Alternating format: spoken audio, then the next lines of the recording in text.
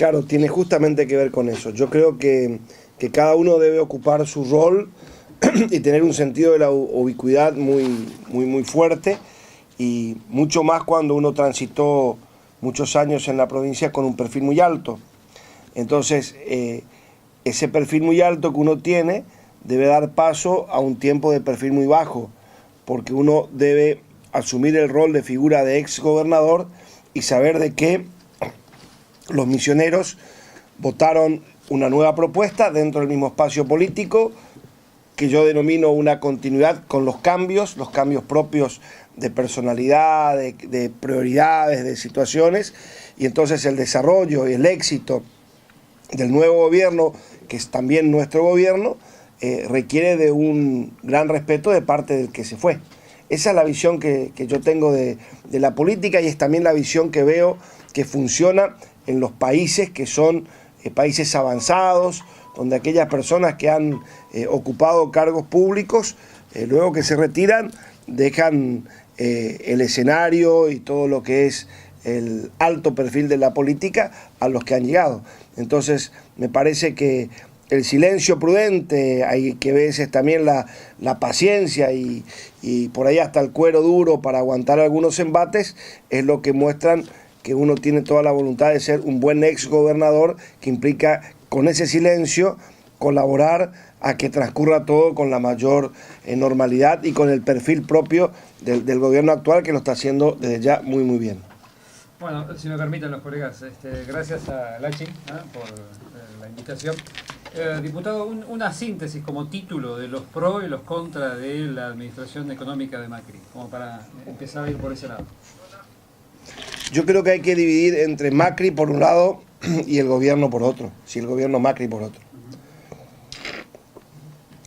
Yo creo que los tipos jamás se imaginaron de que iban a tener una concentración de poder tan grande.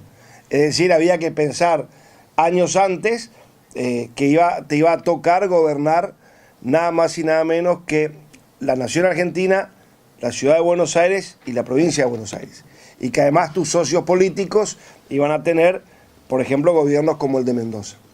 Hay que pensar de que Macri arranca su espacio político en Boca, que a partir de ahí hace sus primeras elecciones a principios de este siglo, las va perdiendo también, hasta que la gana. Entonces no existía un partido con una cantera, si se quiere, de gente para que forme gobierno. Macri para mí fue una persona sincera, muy sincero.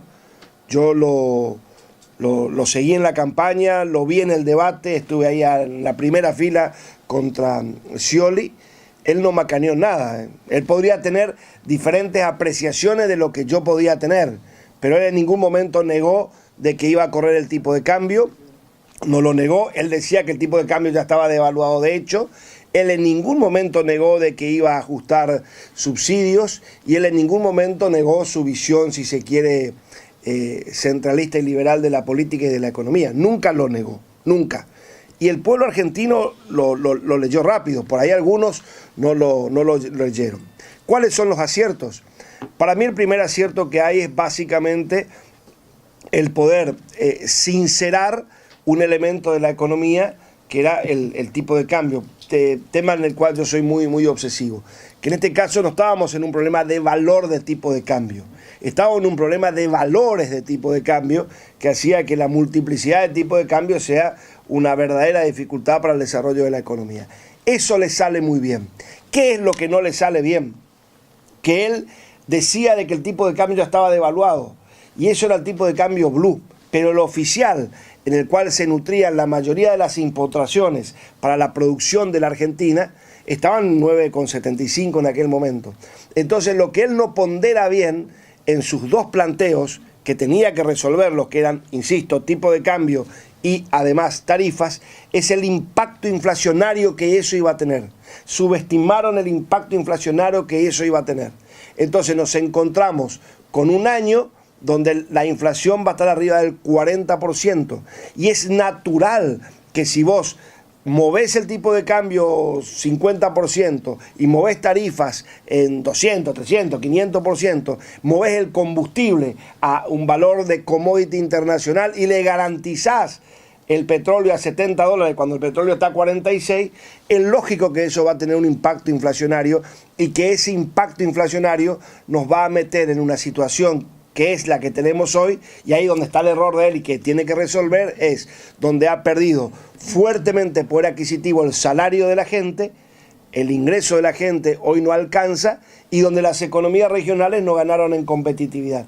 Entonces, de alguna manera, lo que hizo Macri con esto fue muy parecido a lo que hizo Kicillof y Kapitanich en enero del 2014. Se comieron una devaluación que debiera haber sido competitiva y que tenía todo para ser competitiva, se comieron en un año y hoy estamos en una situación complicada. Creo que la inflación la van a terminar domando, también producto de la recesión que existe, y le va a quedar por resolver.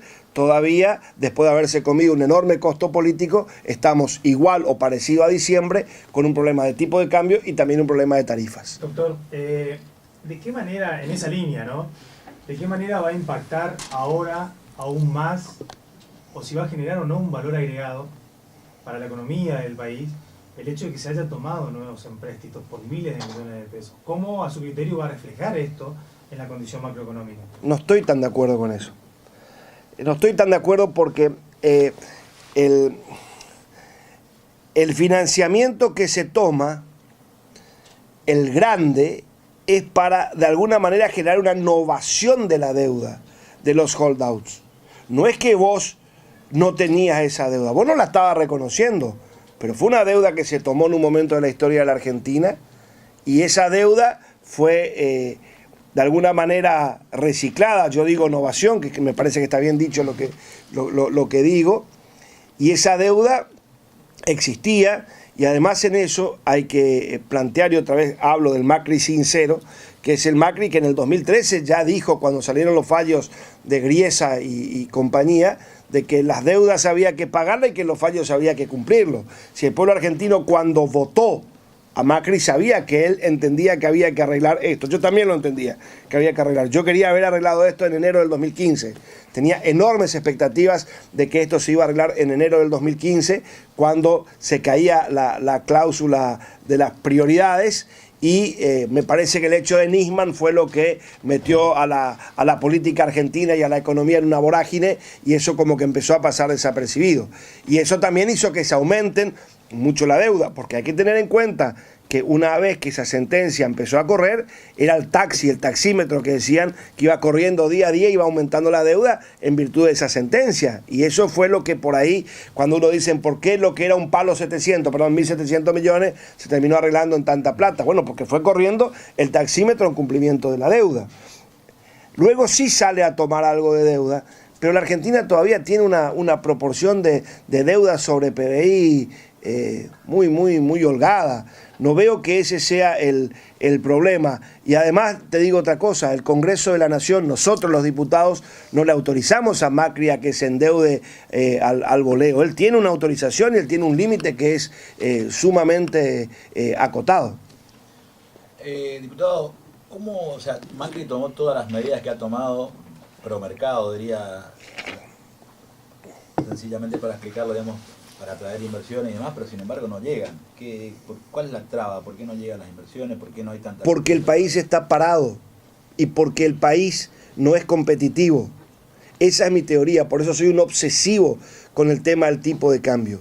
¿Quién va a venir a invertir en un país donde el consumo interno está deprimido porque se ajustaron por todos lados los ingresos y se aumentaron los egresos de las familias?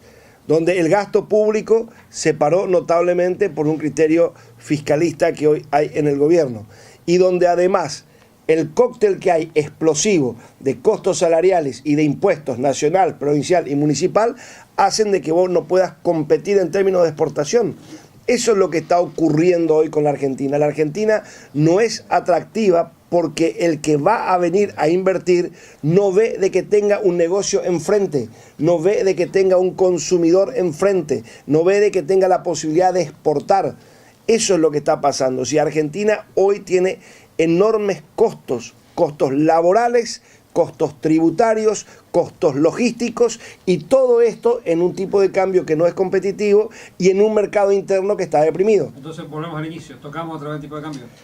Yo creo que hay que recuperar competitividad, no tengo duda alguna, y creo que una de las salidas que hay que encontrar, porque a mí no me van a convencer de que los puertos van a empezar a funcionar mañana, de que vamos a tener trenes, aviones moviendo nuestra mercadería mañana o pasado, es volver a intentar, especialmente en las economías regionales y las de frontera, tener una mayor ventaja cambiaria. Yo creo que eso es un tema que toda vez que Argentina le encontró la vuelta a eso, tuvo años de crecimiento, y cuando no lo encontró y tuvo problemas. Y que la inflación no te vuelva a comer, porque ese es el problema, que la inflación te vuelve a comer.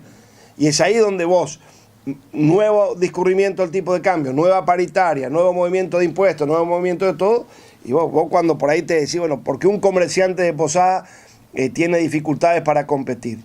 Y porque tiene una estructura de costos enormemente más alta que un comerciante de Encarnación. Vamos a poner un ejemplo. Un negocio que vende $20.000, ¿sí? 300.000 pesos por mes, que son de la mayoría que vemos de los negocios chiquitos, obviamente, de la ciudad de Posada. Ese tiene, por lo menos de costo laboral, si tiene 2 personas, 35, 40.000 pesos. Y allá enfrente lo mismo, no pasa de 20. Acá tenemos de diferencia de IVA a pagar, no menos que el 10% de la facturación. No menos. Allá prácticamente nada. Y acá tenemos tasa municipal e ingresos brutos. Entonces, cuando vos mirás el componente del ingreso total de esa unidad de negocio, de los 200.000 pesos que factura, 300.000, cerca de un 20% se llevan ese tipo de costos. Entonces, se lleva la crema del negocio. Entonces, para ganar plata tiene que hacer una remarcación del 100 y tanto por ciento. Conclusión, el producto es mucho más caro en la ciudad de Posada que en Encarnación. Conclusión, la gente se va a comprar para hacer valer su bolsillo a Encarnación.